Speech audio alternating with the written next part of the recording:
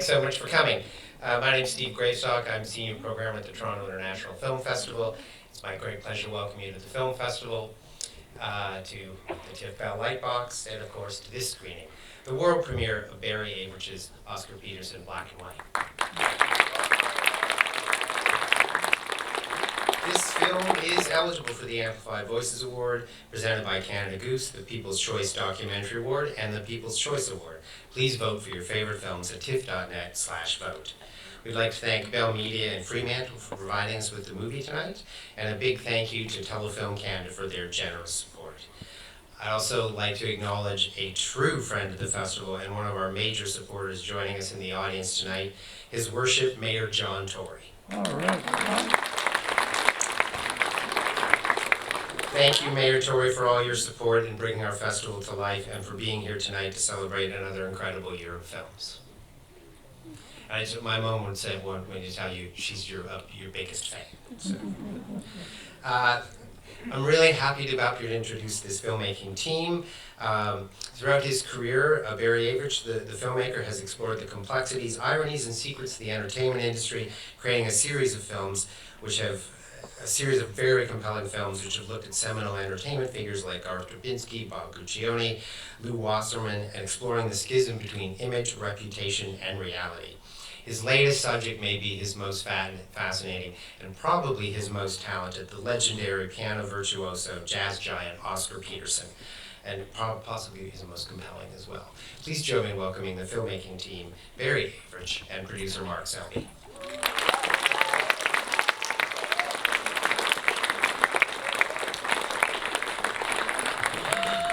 Thank you, everybody. That sounds convincing. I appreciate it. Wow. Well, it's thrilled to be here in this sort of hi family. This sort of pseudo sold out, which it is. We are sold out, but I'm just so thrilled to be back after making 3 films during COVID. To be here in front of an audience is just heartwarming. So I'm thrilled you guys are here. I also wanted to say that.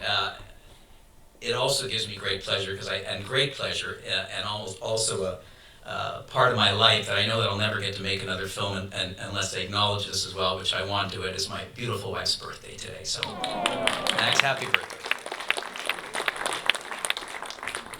Just a couple of thank yous because I want to get to this little amazing surprise that we have for you here before the curtain goes up. I just want to acknowledge our Canadian ambassador to the United Nations, the Honorable Bob Ray, who's here, and his beautiful wife, Arlene Curly Ray. Thank you. I think one of the greatest things that's happened to this city, and he knows him, his great fan, the Honorable Mayor John Tory. Thank you for being here as well. I want to thank the Tiff team. My God, you guys have endured 2 years of apocalyptic hell, but somehow got us back into the theaters, so thank you. Thank you, Steve Gravestock, who's always been there for me, and Joanna and Cameron as well. Thank you so much. I want to thank the Bell Crave team, who have been our partners on the last 3 films, and that whole team over there, Justin and Natalie and the whole gang. I really, really appreciate you finding a home for these documentaries and just marketing the hell out of them, so thank you for that. Roger's documentary fund, I think it's probably, I don't know, 50 films later, probably 40 of them, and thanks to what I always call our national treasure, Robin Mirsky. Thank you, Robin. And I know she's a national treasure because she told me that.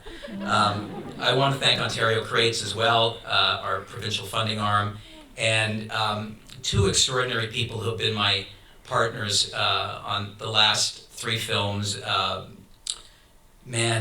These guys are like 2 dogs with a bone. They get it done. They push. They deal with all of the crazy, heavy stuff behind the scenes.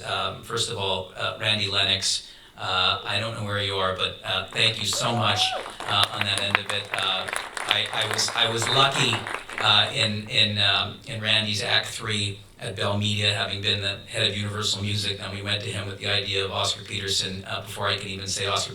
He said, yeah, okay, go. I love it. So thank you, Randy. Jeffrey Latimer, executive producer on the film. Jeffrey and I have known each other for 3 decades.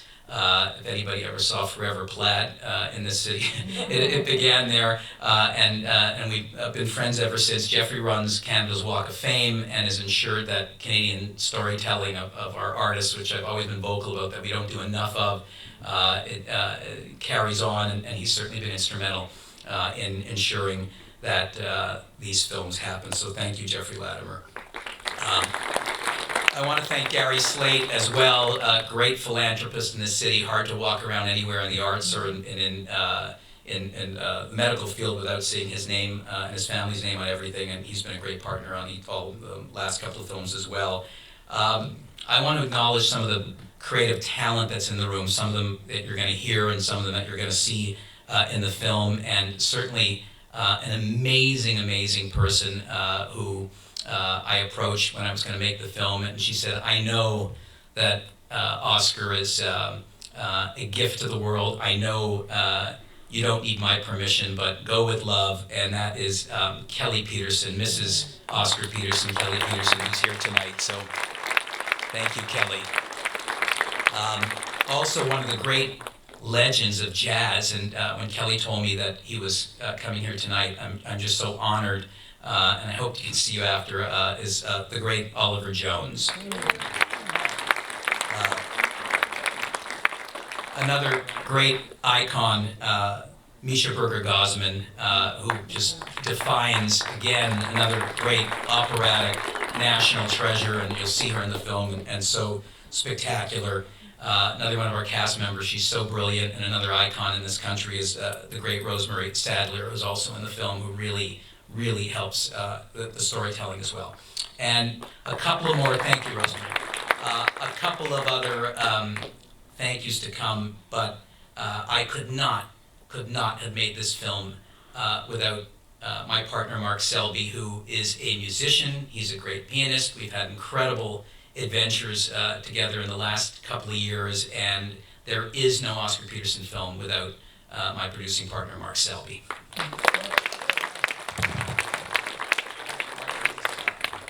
Oh, thank you. I'll just thank a couple more of the creative people that are in the room.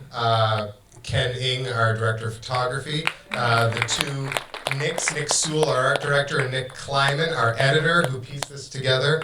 You'll also hear the amazing work of Richard Spence-Thomas and Gary Vaughn. The mixing of some of these performances go back to the 1940s, and some of them were recorded a few months ago. Wow. So they worked their magic on it. It's going to be a wonderful experience for you, I hope. And Michael Perlmutter, who helped us with all of Oscar's music. So thank you all. If you're here, please thank you. And happy birthday, Oliver Jones. Oliver Jones's birthday was, yeah. Barry mentioned a couple of the musicians. I just want to acknowledge some of the musicians who can't join us today in the theater. They're still alive, they just can't be here. Larnell Lewis, amazing drummer. We have Dave Young on bass, who played with Oscar Peterson. Of course, you will hear Dave in the film. And we also have Daniel Clark Bouchard, this amazing piano prodigy out of Montreal. And he gets to accompany the amazing Misha Berger-Gosman, who Barry already mentioned. And I also want to acknowledge, right around this area, somewhere down here, I believe, are Red Schwager, Stu Harrison, Joe Seeley. You're all around here, right, I think? Good start. Oh, there you are, yeah, perfect. You will hear them in the film as well. I'm glad they're here. You're going to hear from our national treasure, Jackie Richardson, and Robbie Botosh, who was our music consultant for the film as well. They're coming out here, but let's get the performance part of it started. And I want to introduce you to one of the greatest jazz performers we have in this country. You'll see him in the film, but just to give you a preview of what you're going to hear, please welcome to the stage Denzel Sinclair.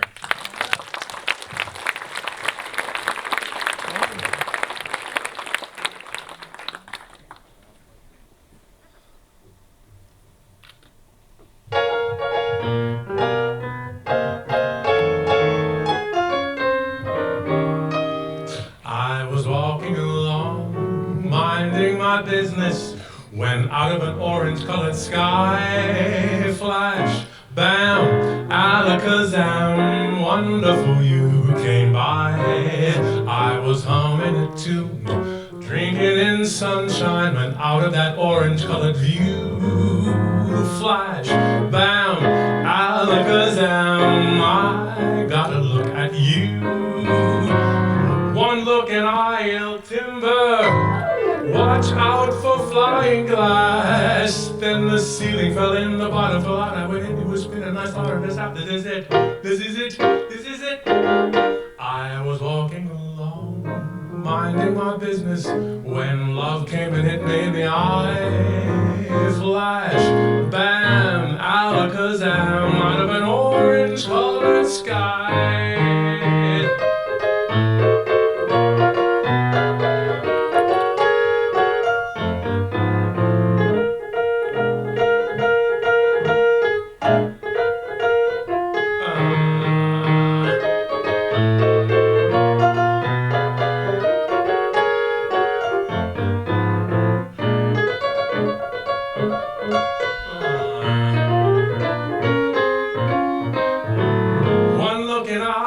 Timber, watch out for flying glass. Then the ceiling fell in, the bottom fell out, I went into a spin and I thought this had been it. This is it, this is it. I was walking alone, minding my business, when love came and hit me in the eye. Flash, bam, alakazam, out of an orange-colored, purple-striped, pretty green polka dot sky. Flash, bam, alakazam, and goodbye.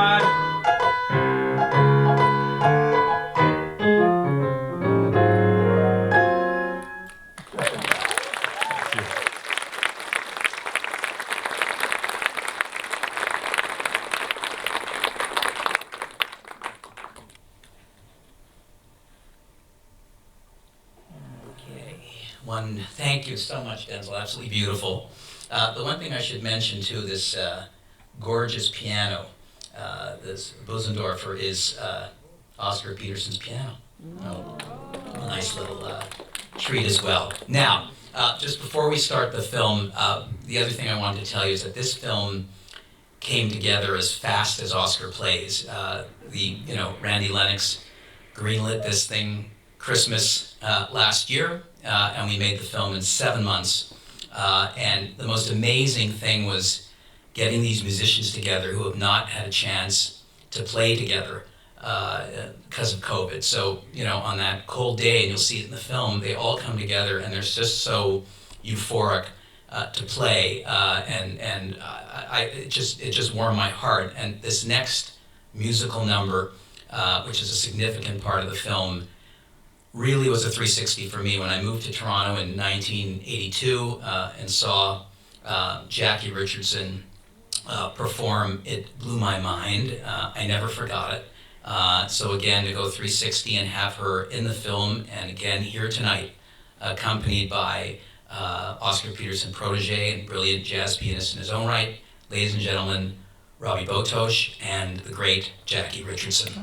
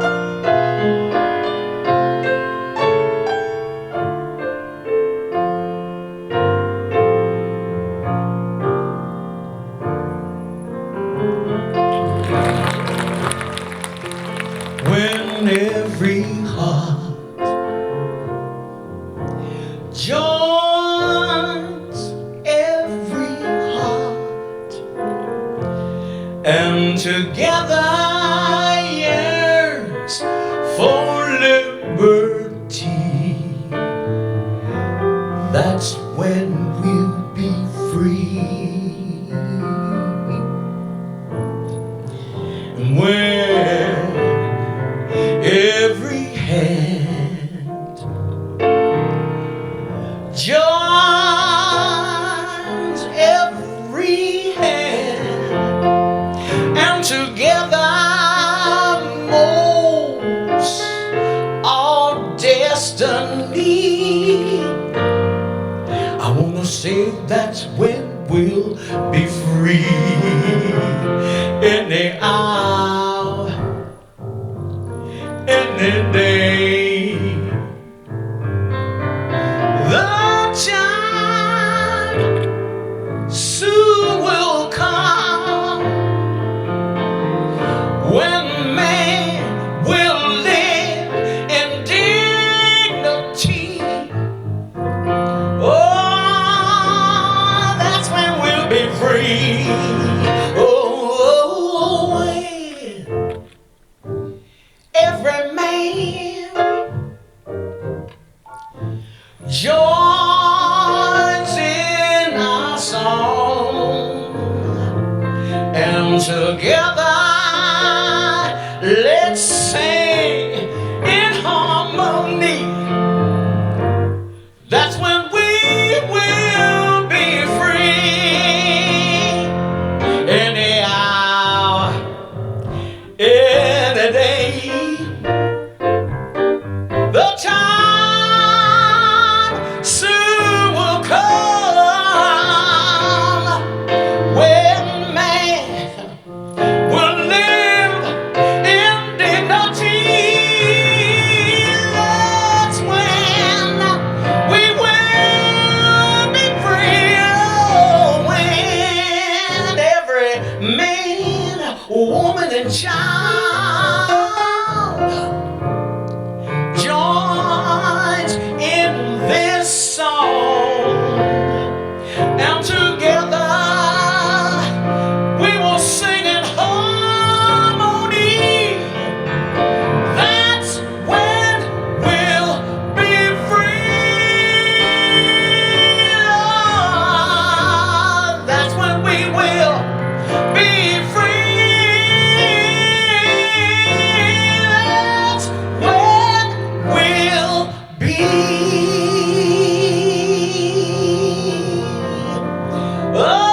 Oh, we just wanna thank you, Mr. Peterson. We wanna thank you for the gift you give us. We wanna thank you. Let the world sing hymn to freedom.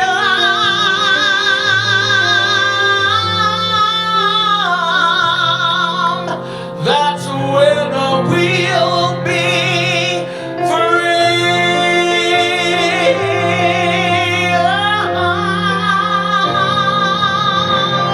Oh, hey, hey.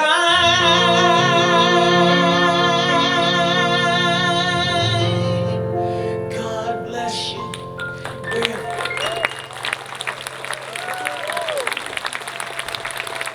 Thank you.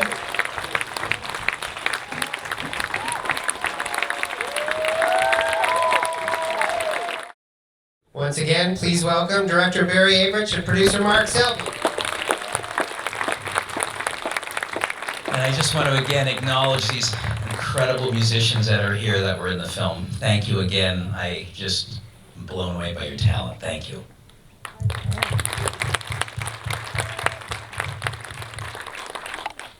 Questions? Comments?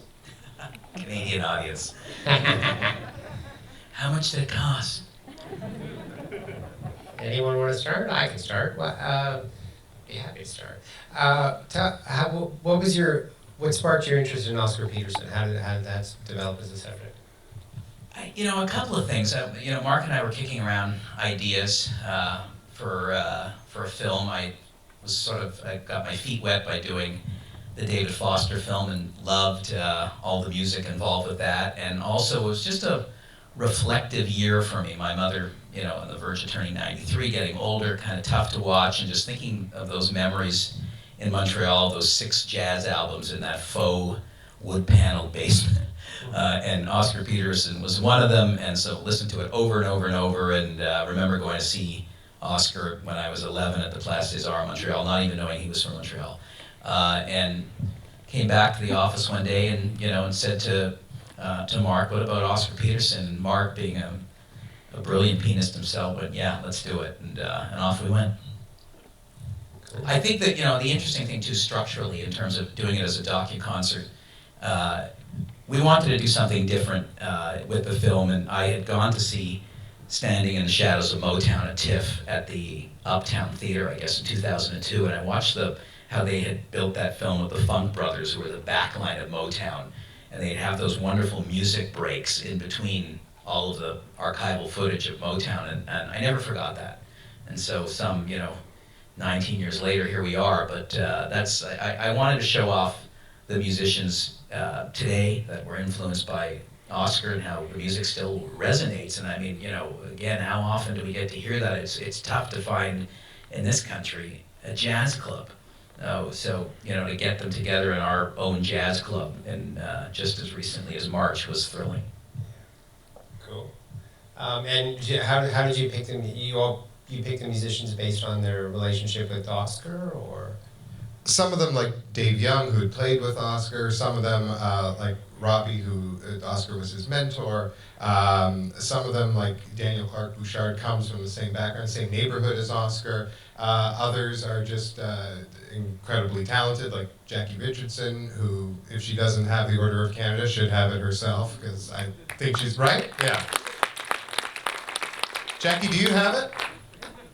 Okay, we'll start the campaign. We're going to change that. Yeah, we're all going to sign the petition. Denzel Sinclair is here tonight. It was just Denzel, yeah, and just some of the best jazz musicians in the city, like Reg and I mean Joe Seeley, who does have the Order of Canada. Stu Harrison. Stu, yeah, just fantastic local musicians. Stu came to our attention. Well, I've known Stu for a while, but Stu covers Place Saint Henri on his album, and just without deviating from the core of the song, creates this wonderful interpretation. So if you haven't heard it, Stu, where is your album available? All the places. All the places. Wherever you consume music, find Stu Harrison's album. You'll hear a wonderful interpretation of Place Saint Henri. And yeah. Questions? Anyone? Bob Ray, great to see yourself in that film a couple of times. I was surprised. One of the great joys of my life was that I was able, in the last 20 years, to become very close friends with Kelly and Oscar in a whole variety of ways. I actually did a taping with Oscar for CPAC in 1996, where we interviewed each other. And it was really, it was the first time that I'd heard Oscar really talk about his experience traveling in the South in the 1960s and talk about his wonderful relationship with Norman Granz. I think one of the great things about this film is you introduce Norman Granz to a lot of people who I don't think would know necessarily who he was. But he just did so much for Jazz, yeah. jazz and for giving people stage, and had tremendous courage and tremendous commitment. And he's really, I think somebody that more and more people should know about, because he really did make a huge difference and changed a lot. I think you've covered so much in the film. I'm sort of gushing, and I must say I was crying quite a lot during the movie because it really was a wonderful tribute to him. And I'm glad you also captured the last event, because Kelly knows how much that was a labor of love, where we really, Brian Pearson and Peter Herndorf and I helped to organize the event at Roy Thompson Hall.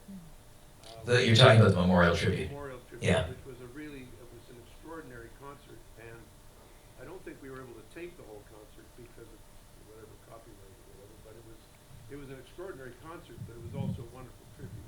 And people may not remember, but the crowds were lined up right outside, going right around the building twice, waiting to hear, because they couldn't get in.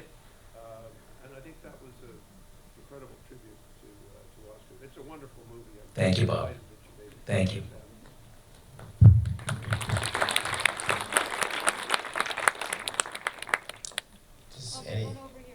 Go for it. Sorry, you can't see everything with the lights. Go.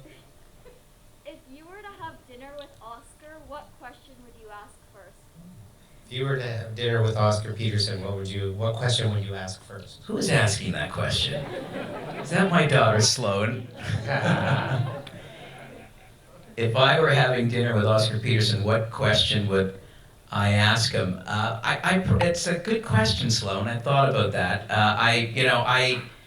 I'd probably ask him if he was ultimately satisfied that he'd ever composed the perfect composition. Spoke to so many artists and composers, and have they ever found ultimate satisfaction in what he's accomplished? And I asked Kelly about this recently when we were doing some interviews, and Kelly, what was your answer to that? Because what spurred it was listening to Laurence Olivier and saying that he'd never felt that he had performed the ultimate role. And I think you had said that Oscar felt, I still remain curious, but felt satisfied. Where are you, Kelly? I'm here. I said I know that he felt satisfied with work that he had done, but that also he was always trying to be better. And so always feeling that there was more to do.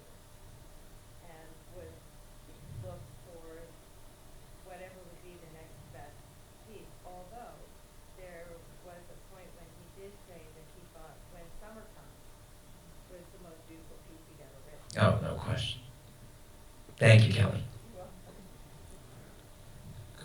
Okay, anyone else? I wanted to ask, when you compiled there's great luminaries in there talking about Oscar's contribution to jazz and to music in general. How did you choose that list of people to talk to, and how did they respond when you asked them? Did you get everybody you wanted? I think so. I think we pretty much got everyone we wanted, and we were lucky in that, again, we made the film in 7 months. Nobody was touring. Everybody was sort of chomping at the bit to tour, so they were available. And there were really no passes on the film. I mean, ultimately, I think, the only person we really missed on the international scene was Chick Corea, who had agreed, and we just lost him ultimately. So that was kind of sad, but Clint Eastwood was shooting, and so there was a constant schedule thing there. But I think we pretty much got who we wanted. I mean, Mark was again another dog with a bone with John Baptiste, and was just not going to say he just won the Oscar, and Mark's calling him, and it's like, he's not going to return your phone call. There's no way. But he would not let that one go. Well, John was one of the people who was on record as saying that the first album he ever listened to was an Oscar Peterson. He talks about it in the film. So if somebody, especially somebody like him, is on record as saying that he's an Oscar fan, we're chasing after them no matter what. Billy Joel, I mean, was a surprise. Until we did our research, I didn't realize that influence either, and it was literally a phone call on a Friday, and yeah, okay, you can be here Monday. Okay, yeah, Billy Joel, fine. It's not always that easy if there's young.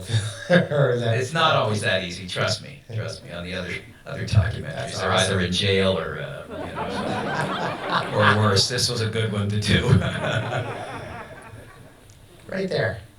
I remember seeing Oscar and Ella at Massey Hall in the 70s. And I wonder if it was filmed, and if it was, if you came across any of it. The question was Oscar and Ella Fitzgerald at, did you say Massey Hall? Yeah. Whether it was filmed or not. Not, very little it was filmed at Massey due to, union issues and copyright. So I didn't see any of that, Mark. No, I didn't see that. There's some footage of Oscar playing at Massey Hall in 1985 in the Bell Media archives, but a lot of the footage that you saw in this film you're seeing for the first time since it was originally broadcast. A lot of it has not been seen. It's been gathering dust. and we combed through archives all over the world. We certainly made great use of the Bell Media and the CBC archives here in Canada, but we went to archives in the US and the UK and Europe. Copenhagen, Sweden. I mean, to Mark's credit, 3,000 hours, and our editor, Nicholas Kleiman, is here somewhere. I mean, just an incredible job. I mean, there he is. I mean, that was, we had said to Nicholas that, this film has to, and he remembers this film has to have the pace of Oscar's music. It has to be a freight train, a freight night train. And he would bring back the first cut, too fast. But that was Oscar's music, but he found that rhythm, I mean, of, hundreds and hundreds of stills and thousands of hours of footage to make the story. Mark and I it wasn't going to be our story of Oscar Peterson. We wanted it to be, and we told this to Kelly, that this would be Oscar in his own words throughout his entire career. It's Oscar telling his story, which is what, Nicholas achieved brilliantly as an editor. Fantastic. We were also lucky, yes, for Nick. I don't want to step on Nick's applause. He has earned that. But we also found some great footage that hadn't been broadcast before, too. The interview of Oscar with the light blue suit jacket has never been seen. That was shot for a BBC documentary that was shelved, so we were able to make use of some of those clips as well. There was so much. It was so. I mean, that great story. He told this great story about being out with Miles Davis and deciding to go down to the Blue Note after a concert. And he gets into the back of a car, and the car starts driving. They're both drunk, and it's Art Tatum driving. It was like, but that didn't get in there. Were there other big surprises you found when you were doing the research? Stuff you had to anticipate? Footage-wise? For me, not being a musician, having, watched so many music documentaries on so many people and seen the drama and the drugs and the depression and all of that, it was interesting to see Oscar as, I think, the most generous musician. And I did not know that. I certainly knew of his brilliance and his proficiency in selecting fellow musicians and his trios through his career. But so often you see these documentaries and it's all about them, and it's all about the artist. Miles Davis with his back turned, James Brown finding the musicians, and they're just there as the great backline. But Oscar was so generous to the other musicians. It was the sum of all parts, and that was surprising to me. I didn't know that, and it blew me away. Mark, do you want to add? I don't want to add anything to that, but I just want to say it's very surreal to be here right now. I was a volunteer with the festival in the year 2000, and I was a venue liaison. So a shout out to Jay McMahon, who's the venue liaison for the Tiff Lightbox, because I know how hard he's working right now. So to be on this side is very surreal right now. I really appreciate it. And I have Barry to thank, because we've worked on a lot of live TV shows together, award shows, New Year's Eve specials, but that he trusted me and brought me along on his documentaries, which are his real pet projects, is very special. So thank you. Do you want to thank your mother? I should. She's here. Okay. Yeah. Give us a thank you to your mother. Oh, there she is. Yeah. Don't give her a mic. You can do one last question. Yes. Thank you for a beautiful musical evening. It's a great achievement. I have a question about whether you found how much of a culture shock Oscar found traveling to the U.S. in the early years. And I really don't know the answer to this. Did he experience some racial prejudice at home? Yeah. So the question was, did Oscar experience racial prejudice before he hit the road in the South? Yes, and certainly in Montreal, he did, and wrote about taking his children to school the first time in Montreal, and experiencing horrendous segregation on that end of it. But the interesting thing of him being on the road, the disconnect for him was that he would go into these theaters and recital halls in the United States. There would be an incredible outpouring of adulation from the stage, and then Oscar, being Oscar, would go out into the lobby and the foyer to meet his fans, and they would come up and they'd say, Mr. Peterson, that was incredible, and I'm so moved. And Oscar was Oscar. He'd put his hand out and want to hug them, and they'd say, oh, no, I loved your music, but I'm not going to hug you. No, and he saw that time and time again, and it was jarring. I mean, that wasn't the reception in New York. It wasn't the reception in Toronto and other places. So that was shocking. I mean, and as you saw in the film, also to be in a theater that had booked him, that we can't use the bathroom in the theater. So, and other, near violent situations, and I was aware of some of it, but of course not until I saw the film Green Book did I really get a sense of it. So it was important for us to also show that in the film for Oscar, but also demonstrate the fact that, that things even changed today. This is a song that's a hymn to freedom over 60 years old, and have things really changed? All right, I'm afraid we're going to have to leave it at that, but thank you guys so much for the film. Congratulations. Thank you, Steve. And thanks for the musical performances, too. That was good. Thank the musicians again. Thank you. Yeah, Denzel Sinclair, Robbie Botosh, and Jackie Richardson, thank you for that. Thank you. And of course, thank you guys for coming, a live experience. Thank you very much. And remember to vote. Yes, please. Thanks.